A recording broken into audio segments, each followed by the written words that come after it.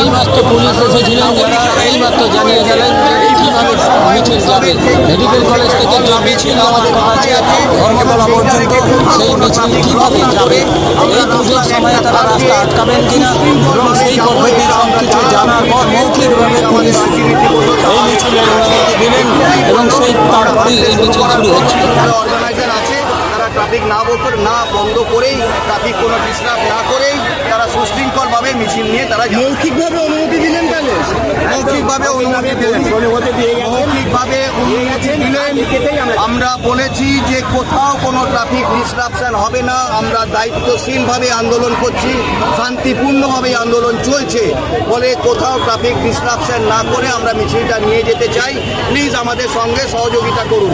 Police যখন বললেন traffic আটকাবে না, তখন উনি মৌখিক অনুমতি দিয়ে গেলেন। আমরা মিছিলটা শুরু করবো। এবার আমাদের এই দুটো